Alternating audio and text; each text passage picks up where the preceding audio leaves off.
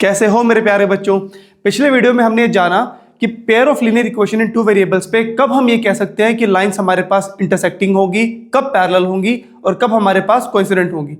इस वीडियो में हम ये जानेंगे कि कंसिस्टेंसी बेस्ड क्वेश्चंस हमारे पास एग्जाम में बनते कैसे हैं। तो स्टार्ट करते हैं।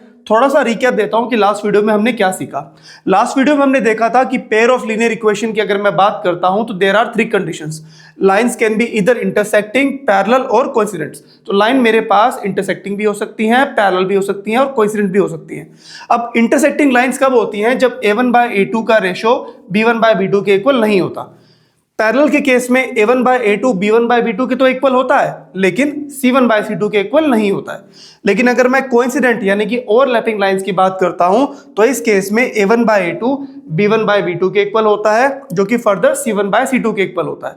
अगर इस केस में किसी को थोड़ा सा डाउट है तो आप पिछले वीडियो पे जाके देख सकते हो। मैंने डिटेल में समझा रखा है कि इस केस में हम कब बोलते हैं कि लाइंस हमारे पास पैरेलल होंगी, कब बोलते हैं लाइंस हमारे पास कोइंसिडेंट होंगी और कब बोलते हैं कि लाइंस हमारे पास इंटरसेक्टिंग होगी।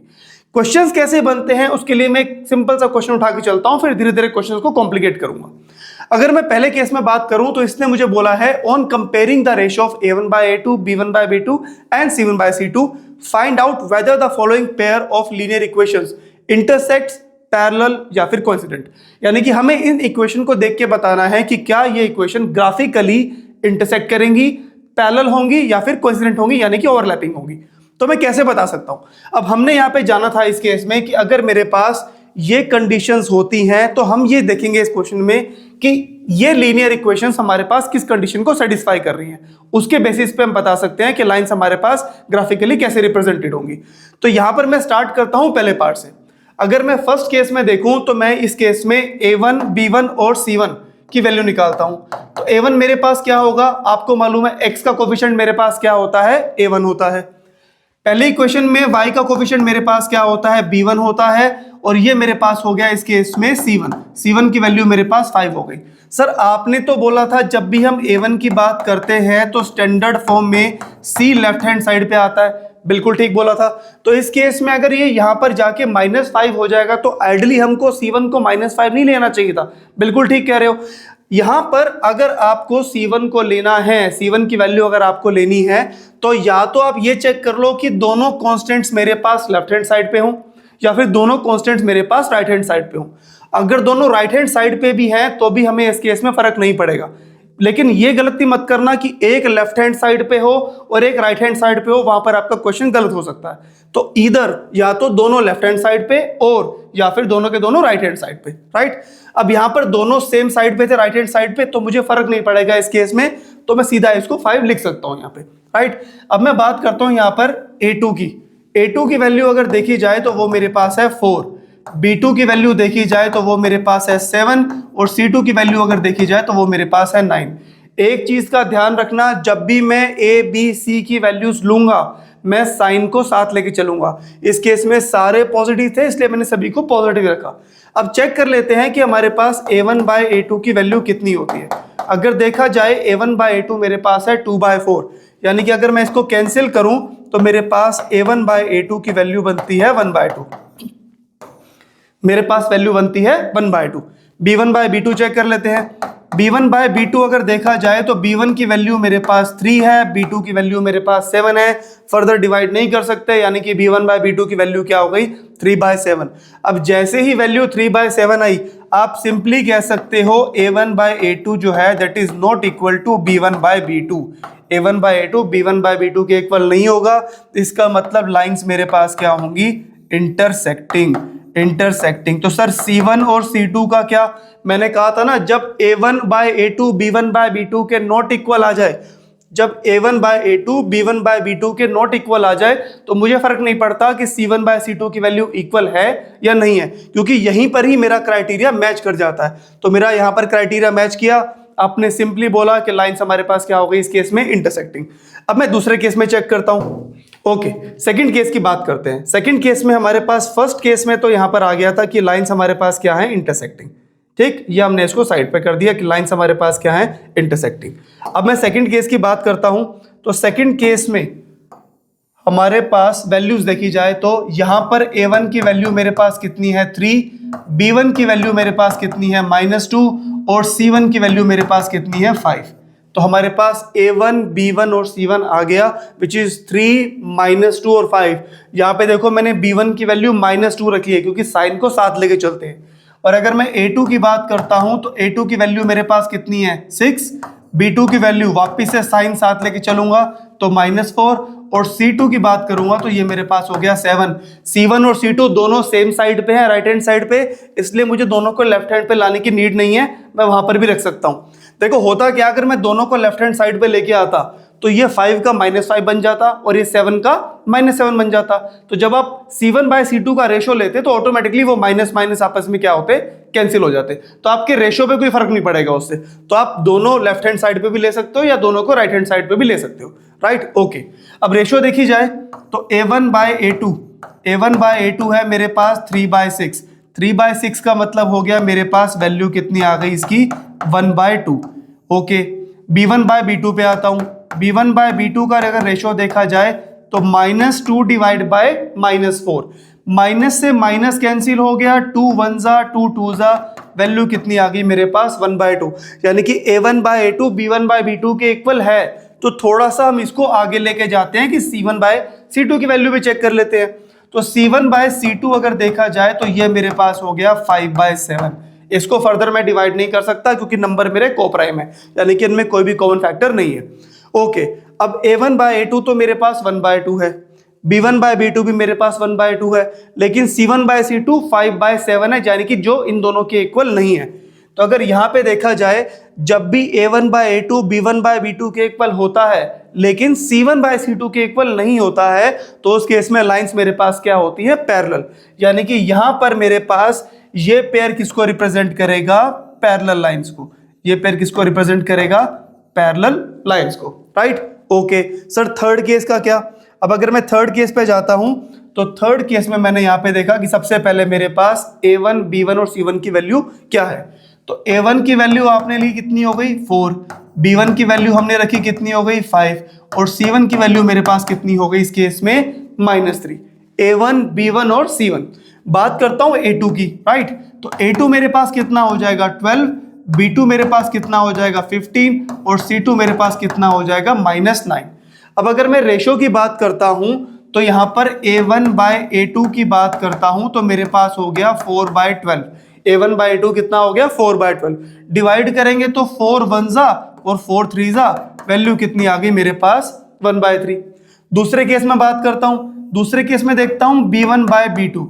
B1/B2 लेके चलता हूं तो 5/15, यानी कि 5 1 जा 5 3 जा, वैल्यू यहां पर भी कितनी आ गई मेरे पास 1/3। C1/C2 की बात करता हूं, अगर C1/C2 की बात करता हूं तो C1 मेरे पास कितना था -3 और ये कितना था मेरे पास -9। C2 की वैल्यू दोनों आपस में माइनस माइनस कैंसिल हो गए, 3 1 जा हो गया 3 3 जा हो गया, वैल्यू यहां पर भी 1/3 आ गई। यानी कि A1/A2 की वैल्यू भी 1/3, B1/B2 की वैल्यू भी 1/3 और C1/C2 की वैल्यू भी 1/3। अब अगर तीनों वैल्यूज आपस में इक्वल होती हैं, A1/A2 B1/B2 के इक्वल होता है, फर्दर C1/C2 के इक्वल होता है, तो मैं बोलता हूं लाइंस मेरे पास क्या होती हैं, कोइंसिडेंट। यानी कि ये लाइंस आपस में ओवरलैप कर रही हैं। तो यानी कि ये लाइन मेरे पास क्या हो गई इस केस में, कोइंसिडेंट लाइंस हमारे पास हो गई। ठीक, ओके। ये हमारे पास बना। हम कैसे चेक कर सकते हैं ए, बी और सी, यानी कि कोफिशिएंट्स और कांस्टेंट्स की वैल्यू को चेक करके बिना सॉल्व किए हम ये कैसे बता सकते हैं कि लाइंस हमारे पास कब कब पैरेलल होंगी, कब कब इंटरसेक्टिंग होंगी और कब कब हमारे पास कोइंसिडेंट होंगी, राइट। थोड़ा सा इसको आगे बढ़ाते हैं इसकी दूसरी टाइप पे। अब मान लो इस केस में मेरे पास इक्वेशन गिवन है, तो हम यहां से स्टार्ट करते हैं। अगर मैं स्टार्ट करता हूं तो मेरे पास सबसे पहले इक्वेशन है 3x + 4y - 7 = 0। यानी कि मेरे पास A1 गिवन है 3, B1 गिवन है 4 और C1 गिवन है -7। अब मुझे दूसरी इक्वेशन बनानी है, यानी कि मुझे एक्चुअली चाहिए A2x + B2y + C2 = 0। मुझे सेकंड इक्वेशन चाहिए। अब अगर आपको याद होगा इस केस में, पहले केस में अगर मैं बात करता हूं तो A1/A2 की वैल्यू B1/B2 के इक्वल नहीं होनी चाहिए, राइट। तो मैंने A2 को कुछ भी एज्यूम कर लिया, जो मेरा मन किया, जो भी कोई भी आप चाहो किसी भी नंबर को रख सकते हो। मैंने A2 को कुछ भी एज्यूम कर लिया, सपोज करो मैंने एज्यूम कर लिया 6। अब आप देखोगे रेशो कितना हो गया, 3/6 का मतलब कितना होता है, 1/2।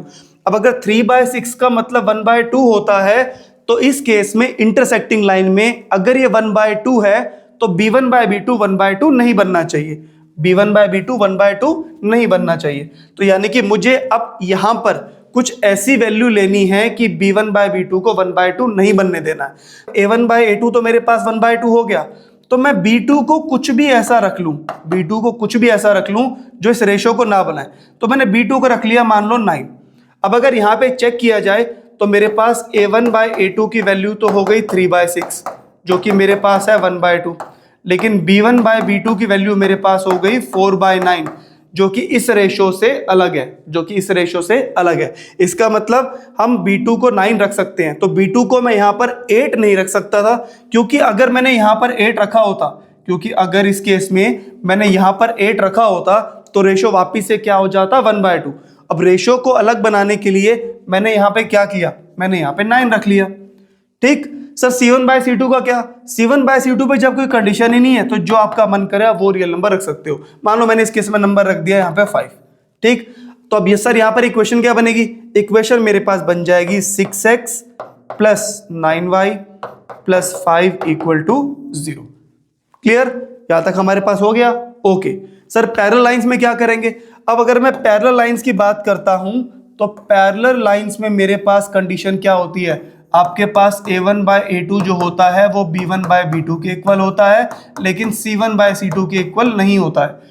अब यहां पर अगर देखा जाए, वापस से इस इक्वेशन को लिखता हूं, 3x plus 4y minus 7 equal to 0, right. अब यहां पर A1 वापिस से हमारे पास हो गया 3, B1 वापिस से हमारे पास हो गया 4 और C1 मेरे पास हो गया -7। अब यहां पे आपको A2, B2 और C2 के कॉम्बिनेशंस तैयार करने हैं, A2, B2 और C2 के कॉम्बिनेशन तैयार करने हैं। अगर A1/A2 देखा जाए तो आप सेम ही लेके चलो, मान लो मैं 6 लेता हूं। ठीक, तो रेशो आप बोलोगे कितना आ गया सर, इस केस में रेशो यहां पर आ रहा है 1/2। ओके, इस केस में सर, अगर इस केस में मुझे सेम रेशो बनाना है, क्योंकि B1/B2 इक्वल है A1/A2 के, तो सेम रेशो बनाना है तो मुझे 8 ही लेना पड़ेगा, बिकॉज 4 1 जा 4 होता है और 4 2 जा 8 होता है। रेशो हमारे पास कितना आ गया, 1/2। अब C1/C2 का क्या सर, C1/C2 में मैं जो भी रेशो बनाऊं, लेकिन रेशो 1/2 नहीं बनना चाहिए। 1/2 कब बनेगा, जब -7 के साथ क्या आ जाएगा, -14, तो रेशो 1/2 बनेगा। लेकिन मुझे ऐसा नहीं बनाना है, तो मैं कुछ भी और ले लूं, मान लो मैंने यहाँ पे रख लिया 9, तो अब -7/9 की जो वैल्यू होगी वो 1/2 के इक्वल नहीं होगी, यानी कि A1/A2 B1/B2 के इक्वल हो गया, बट C1/C2 के इक्वल नहीं हुआ। तो इक्वेशन कौन सी हो गई, A2 को आपने क्या रखा था 6, तो ये हो गया 6x, B2 को आपने क्या रखा था 8, तो ये हो गया 8y, और C2 को आपने क्या रखा था 9, तो 9 इक्वल टू 0। मेरे पास बन गई यहाँ पर सेकंड कंडीशन, जिसमें लाइंस हमारे पास क्या होंगी, पैरेलल। अब बात करता हूं थर्ड कंडीशन की, जो कि मेरे पास है कोइंसिडेंट। ओके, तो अगर उसके बारे में बात करता हूं तो अगेन कंडीशन क्या होगी हमारे पास, A1/A2 जो होगा वो B1/B2 के इक्वल होगा, और फर्दर C1/C2 के इक्वल भी होगा। तो A1/A2 B1/B2 के इक्वल होगा, फर्दर C1/C2 के इक्वल भी होगा। वापिस से इक्वेशन लिखता हूं, तो मेरे पास है 3x plus 4y minus 7 equal to 0। अब यहां पर अब A1 देखोगे तो हमारे पास 3 है, B1 देखोगे तो हमारे पास 4 है, और C1 देखोगे तो हमारे पास -7 है। क्योंकि तीनों के रेशो इक्वल करने हैं, तो आप अगेन कोई भी वैल्यू ले सकते हो जो सेम रेशो में बने। ऐसा जरूरी नहीं कि हर बार रेशो 1/2 बनाना है, आप 1/3 1/5 1/8 जो मन करे वो रेशो बना सकते हो। ठीक, बट यहां पर रेशो सबके क्या आएंगे, इक्वल रहेंगे। तो हमने 1/2 चल रहे हैं, सेम एग्जांपल लेके चलता हूं, वापस से इसको 6 लिखता हूं। 6 लिखूंगा तो ये वापस से क्या हो जाएगा मेरे पास 1/2। ओके, इसको अगर मुझे बनाना है तो 1/2, तो 4 के साथ आपको क्या लेना पड़ेगा 8, रेशो फिर से क्या होगी 1/2। अब अगर C2 की बात करता हूं और रेशो 1/2 बनाना है तो 7 2 जा होता है 14, लेकिन साथ में माइनस भी रखना पड़ेगा ताकि रेशो 1/2 बन जाए और माइनस से माइनस कैंसिल हो जाए। अब अगर मेरे पास रेशो तीनों का इक्वल आ रहा है 1/2 1/2 1/2, तो इसका मतलब मेरे पास सेकंड कंडीशन क्या होगी, सेकंड इक्वेशन हमारे पास क्या होगी, that will be equal to 6x यहाँ पर आ गया हमारे पास 8y और यहाँ पर हमारे पास आ गया -14 इक्वल टू 0, यानी कि ये वो इक्वेशन होगी जो हमारे पास क्या करेगी, कोइंसिडेंट लाइंस को बनाएगी। किसके साथ? पहली इक्वेशन यानी कि 3x + 4y - 7 इक्वल टू 0 के साथ, राइट। तो यहाँ पर हम ऐसे एक नहीं, ऐसे अनेक, देयर आर इनफाइनाइट इक्वेशंस जो कि आप बना सकते हो, जो इन सभी कंडीशंस को क्या कर सकती हैं, सेटिस्फाई कर सकती हैं, राइट। क्वेश्चन को थोड़ा सा और आगे लेके जाता हूं। अब इस केस में भी हमको क्या था, एक इक्वेशन दी थी, दूसरे के बारे में हमसे पूछा था। अगर मैं थोड़ा सा और आगे लेके चलूं तो थर्ड क्वेश्चन के अंदर हमारे पास उसने बोला है कि 2 इक्वेशंस आपके पास हैं और इस केस में इक्वेशन में एक हमारे पास वैल्यू है k जो अपने को नहीं पता, हमें k की वैल्यू फाइंड आउट करनी है। बट कंडीशन उसने क्या दी कि इक्वेशंस मेरे पास क्या हैं, इनकंसिस्टेंट। इक्वेशन मेरे पास क्या है, इनकंसिस्टेंट। अगर आपको याद हो तो इनकंसिस्टेंट इक्वेशन हमारे पास कब होती थी? इनकंसिस्टेंट इक्वेशन हमारे पास तब होती थी जब लाइंस हमारे पास क्या होती थी, पैरेलल, यानी कि a1/a2 b1/b2 के तो इक्वल होता था, बट c1/c2 के इक्वल नहीं होता था। तो अगर इस केस में मैं आगे जाऊं और क्वेश्चन की बात करूं तो अपने को बोला है find the value of k if the following pair of linear equations are inconsistent. Okay, तो यहां पर अगर देखा जाए कि हमारे पास a1/a2 की वैल्यू देखी जाए, b1/b2 की वैल्यू देखी जाए या c1/c2 की वैल्यू देखी जाए, तो यहां पर a1 हमारे पास क्या है, a1 हमारे पास है 2। b1 देखा जाए, b1 हमारे पास क्या है, b1 हमारे पास है -3। और अगर मैं c1 की बात करता हूं तो c1 मेरे पास क्या हो जाएगा, अब कांस्टेंट अगर देखा जाए दोनों ही राइट हैंड साइड में है, 7b और 0b, तो या तो दोनों को लेफ्ट हैंड साइड पे ले जाओ या दोनों को राइट हैंड साइड पे रख लो, फर्क नहीं पड़ेगा। तो मैं इसको यहीं पे रहने देता हूं। तो C1 की वैल्यू मेरे पास क्या हो गई इस केस में, 7।